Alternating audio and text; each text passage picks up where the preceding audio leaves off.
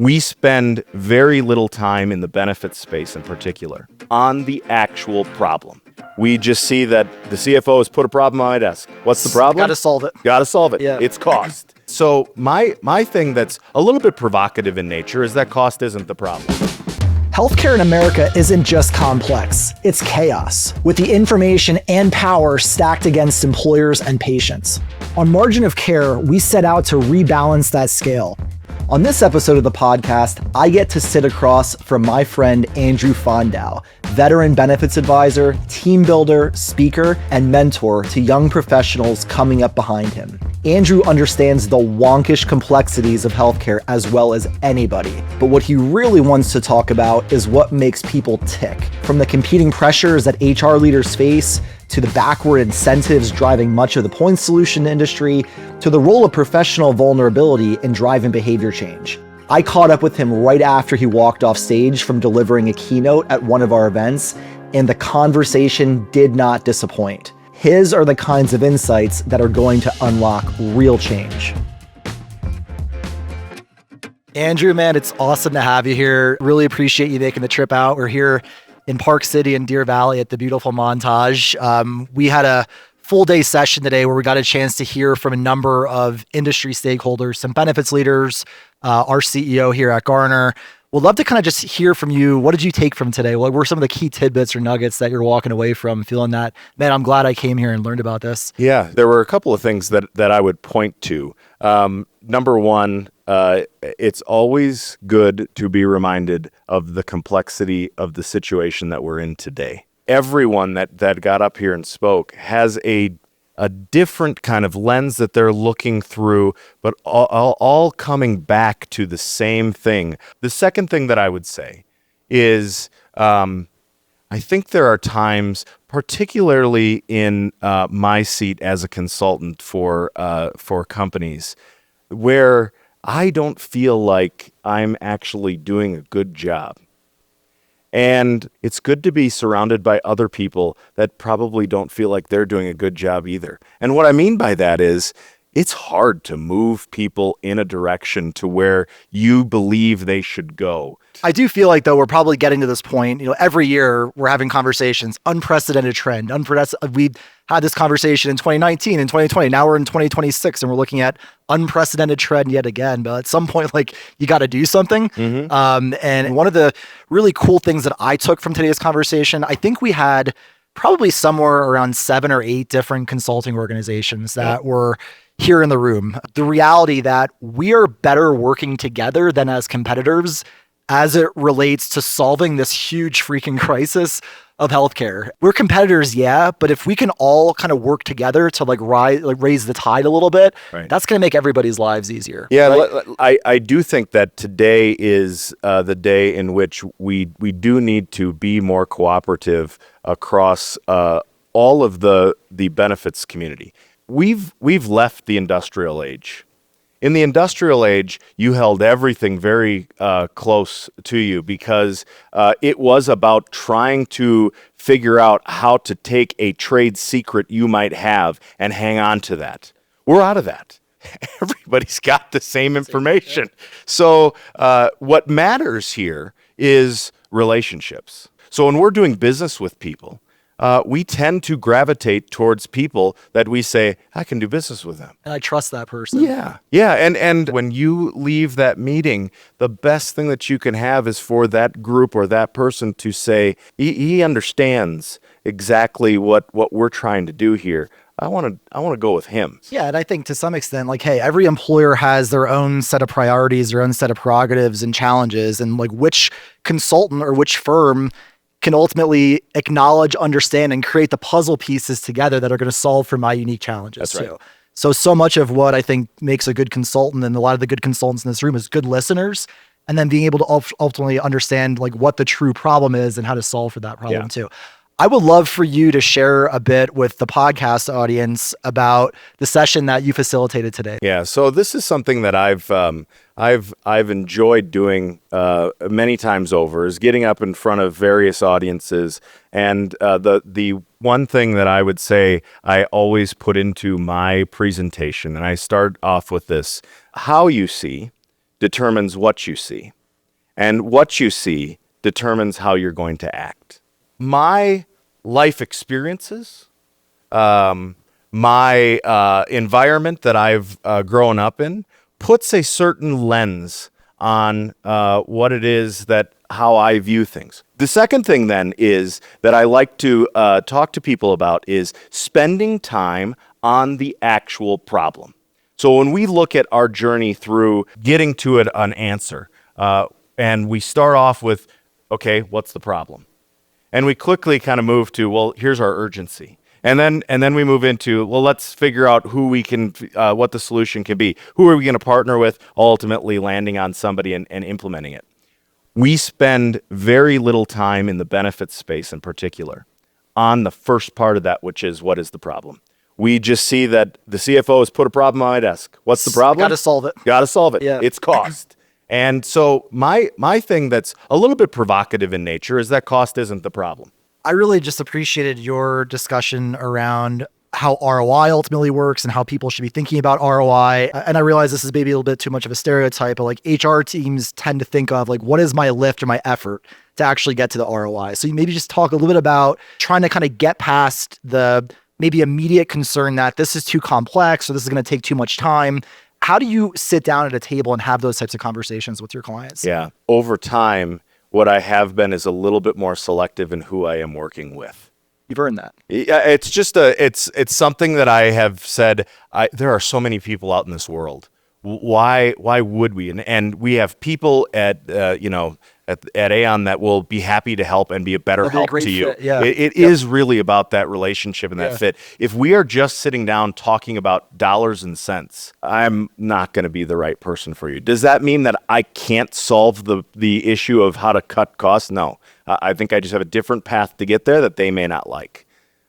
So that's one of the perspectives. The other piece that I would say, how do I present myself to this individual by thinking about how it is that they present themselves to me? When I think about it from their HR's perspective, they have so many things going on. Even when we go up market and we see that all they're dealing with is benefits, right? All they're dealing with is benefits, sure.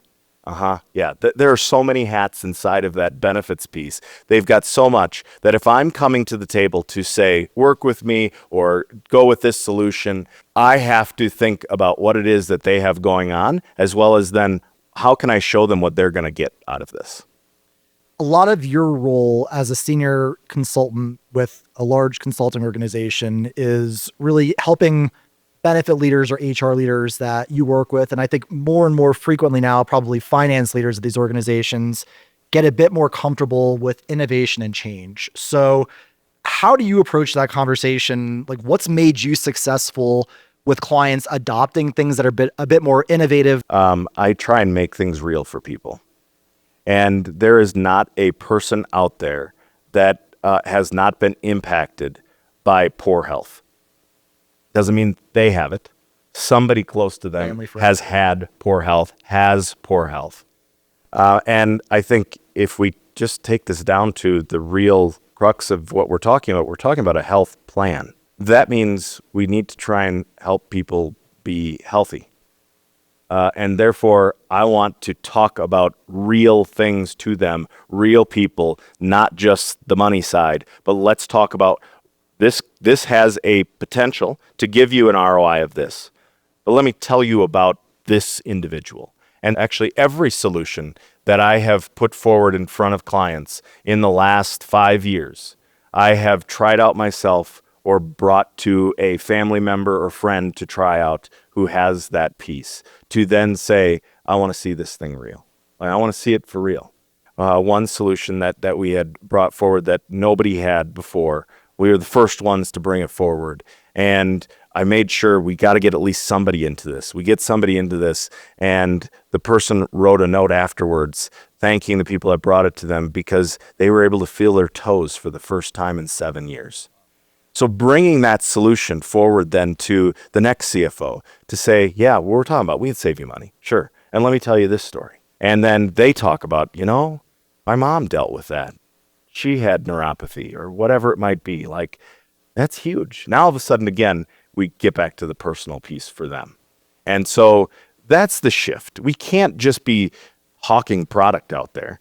Hey, come in, buy this, buy that, do this, do that. It promises this. Make it real for them by actually having lived experiences from people you know. Something tangible, yeah. Yep. So we're now shifting towards 2027. What are strategy conversations heading into 2027? What are the key themes that you're seeing right now in those conversations? Yeah. Is anything different? If people aren't scared, they're going to be scared. So I think that we are going to see, we might have undershot some of the trend numbers that we had. And even some of the things where we had put out 9.5, maybe we're under if things don't go the way that they, would be to help that piece. Okay, we got that. We know that that's the piece. Now, what are we going to do about that? Number one, our main focus is still trying to get people to the right place for care. We still are doing that. Even if we have Garner in place, we are trying to make sure, how do we make it better? Where are the pain points inside of this? Number two, can we bring some care closer? Is there a spot for this? I know that you had Danish on from Resilient. Yep. I think they're doing some great things about how to bring it closer. We're at this point now to where we're thinking a new model might be something of interest for people, so we're bringing that forward. The third thing then is around prescription drugs. And the idea of going direct to pharma is really being pushed. Like we're really looking into that hard, and who are the players that are out there that we can partner with to actually make direct to pharma a real deal. Those are kind of the three things that we look at inside of there. So again, getting to the right spot, bringing it closer, and then how are we going to deal with prescription drugs? So if I think back to like this era of the 2010s into the 2020s of point solutions, like throw point solutions at the wall. You have high MSK costs. Let's throw an MSK point solution at the wall. There's thousands of them at this point, right? So as you sort of think about maybe the era of point solutions maybe coming to an end or approaching an end right now, what are you seeing in terms of having staying power? What remnants might still exist from the point solution side 10 to 15 years from now? I have said it from day one at the start of this kind of point solution barrage that came in. Why are you talking to me as an employer? Why are you not talking to my doctor? I think that some really good innovations have come out of this. Again, the height of point solution pieces. Somebody out there that is showing that they can reverse type 2 diabetes. Are you kidding me? Now, why do you want to come talk to me as the employer? Why are you not going to the medical community and just spreading that all around with them and saying, you get your people to reverse diabetes? Like, it's on you, doc. Yep. You're the one. Thinking through what companies have done around the MSK space, and that you can now have a physical therapist that could load up their patient load exponentially and actually see that I am doing what I said that I was going to do at home, and see how I'm bending or how I'm doing this with my arm in the right way because of the technology that's there. And you're coming into HR. Why are you not selling this Why are you not to going provider groups? Yeah. Exactly. Why are you not going there? Go there. Get them on board. Because I think the MSK is a perfect example. How do you not have every single physical therapist, particularly in the rural areas, that has purchased or started something with those MSK vendors? How do you not have that? That kind of, it bothers me a little bit, because I think maybe there's something here that I don't know about. I was going to say, like, what do you think the reason for that is? I think it's a much longer sale. You have a captive audience in consultants that can go to a captive audience of employers. I can make a and decision. make a decision. And you're going to get more people that, I'll again stay with my provocative line, that may not need it. Because when you go to the physical therapist, these are people that have been sent over and referred over. Where now it's, do you have back pain, Kirk? How would you like to see Mary in HR, and she'll help you with MSK? Really? That's how we're going to go? No, go to your doctor. That's where I want you to go. Go to your doctor. And then your doctor's got the tool to help you with that. I think it's a really, really profound sort of idea. So let me ask you this. Yeah. Why is nobody else talking about that? Why is nobody else talking about point solutions being sold into provider groups? Right. Your question was, well, maybe they're coming to an end. Oh, I hope not. I actually hope not. I think these are some great companies, but I think how we got them is wrong. Why isn't anybody else saying that? I mean, I have to think that there probably has a lot to do with incentives and dollars and cents, right? And like, what is this going to do to my revenue model if I'm now leveraging a point solution that I've got to share revenue with? And hey, is that point solution actually going to tell me that I shouldn't be sending this patient for surgery and instead they should be going for PT? And then what does that do for my fee for service revenue? I get more money as a provider group or a hospital system by having butts in beds. This is going to remove butts from my beds right now. So I think right now there's not the proper incentives in place. There's incentive misalignment, quite frankly, as to why I imagine point solutions are probably seeing that as a longer road sale. Yeah. I do think as we sort of think about like the rising tide lifting all boats, like that probably is mission critical, that those types of solutions do start to integrate with provider groups and with health systems too. Yep. I want to talk a little bit about data. So I imagine a number of your groups that you work with probably use some level of data warehouse technology. If nothing else, they're using their health plans. Oftentimes, I think we hear that like translating data into action is really difficult. So we're going to throw 50 pages of paper in front of you that show your utilization and cost patterns. But then like, what do you do? What do you do with that? So you sort of think about consultants and employers that truly use data in the most optimal way, the most effective way. What are they doing to guide employees to better care and outcomes from those who don't? Like, how do they maximize the use of the data? I think that there is very little data out there that's actually relevant to the employer and actually getting momentum to their people to do something different. I think there's a lot of data out there, most of it, that's nice to know. What typically helps us is to take the complex piece that we have now entered into and built and go back to simple. Why are our costs going up? We know why. People are unhealthy. We could nail down inside of there, as Garner has done, of who those doctors are that we should have them see.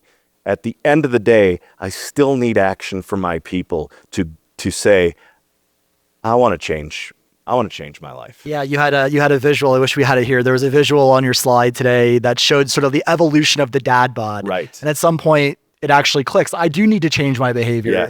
Yes. Whether that is I'm laying in a hospital bed with tubes coming out of my chest because I've had open heart surgery, or somebody close to you has, or a birth of a child, or just man, I've heard this so many times, I'm not going to take it anymore. I just don't feel good anymore. Yes. Yeah. I actually don't feel good. So at its simplest point, what do I need the data for to look out and go, I look in the mirror and now I look out to my people. We got to make some changes around here. And those changes, I believe, still only come from people having a deeper connection and relationship to those individuals. Where has success come? We've got leadership bought in.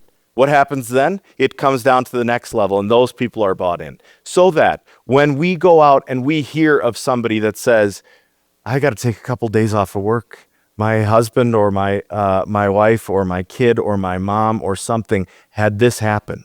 Have you contacted Garner yet? How easy is that? How simple is that? Not hold on a second, let me check to see what the data says about oncology these days. And like, we know what the data says about oncology. It continues to rise. Go back to the simple piece. So there are people out there that are helping for us to read the data better, no doubt about it. We've built a tool now that helps to predict better what we think is going to happen in somebody's life from a health event. So what my goal is to get that tool into as many customers' hands as we possibly can, maybe not even in the customer's hand, but into your hands, to then have you be the ones to reach out to these individuals to say, hey, Kirk, we noticed that you have been seeing a doctor for X, Y, and Z. And what data would share with us is that we need to help you get to this right position for that, because we're going to stop it at the $5,000 stage, not have it go into $250,000, right? Yeah. Like we know through the data that's there that that's it. Now, what does the health plan care about that? Well, the health plan cares that they didn't see that. But do they care that I have to walk through every patient with it? No. And if we don't get to that simple piece, oh boy, we're just spinning our wheels. Yeah. Just We spinning think we're our adding wheels. value by being complex and being sophisticated, but complex and sophisticated is not ultimately what's going to move the needle on the issues that these employers are having. I said this to a client the other day. It's a new client of ours, and we were having a call with them and it was with their finance team, and they're moving over to us from another firm, and they're like, oh, we'd like this data, and we'd like this data, and you think you can do that? And I said, listen, nobody wants to hear this. We're all the same. Yeah. With the same data. Nobody can come up with new data out of this. You chose us because of the relationship. So you tell me, what are you trying to accomplish? And I'll make sure that you have the data that you need to accomplish that. So you work with a number of different employers, Andrew, larger employers, from what I understand, across a lot of different industry sectors as well. When you sort of think about your most successful client partnerships that you have, what examples can you share about those employers doing things differently? They care. They really care. What we try and build is professional intimacy. And by building that professional intimacy with our clients, that means we let our guard down. We share things from our personal lives with them. They share things with their personal lives. And when we get down to business, we're not just sitting there going, I wonder if we could get to $1 billion in revenue. I wonder if we could cut costs by 15% this year. What we're thinking about is the people. How do we get them the help that they need? And those companies have especially taken off now. People want to be there. They want to engage in the programs that they put forward with them.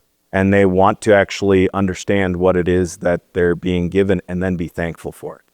I never thought that I would see the day of people actually thanking their employer for bringing something to the table for them on the health plan. And we see it pretty regularly now. That is going to really invigorate them to do what we need them to do from a behavior change perspective too. Totally. Yeah, totally. And listen, if you're on the other end of the spectrum and your care and concern is around the bottom line, vulnerability from my side, I don't do well with that. So it is bringing somebody else in.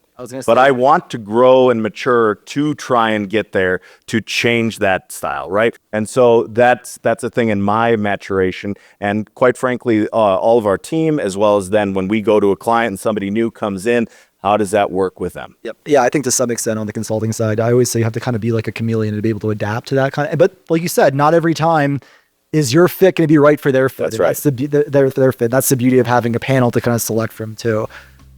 Andrew, this was awesome. Such a pleasure getting to be in your session today and just spend a little bit of time talking with you on the podcast, and just really appreciate what you're out there doing. And you can tell your clients really appreciate the work that you're doing too. So thanks for doing this. Thank you. Thanks for having me. If you're liking the conversation, be sure to subscribe so you don't miss future episodes. And if you've been enjoying Margin of Care, please leave us a review on Apple, Spotify, or wherever you listen. If you've got feedback or questions or something you'd like us to cover on the show, send us a note anytime at marginofcare@getgarner.com. We'd love to hear from you.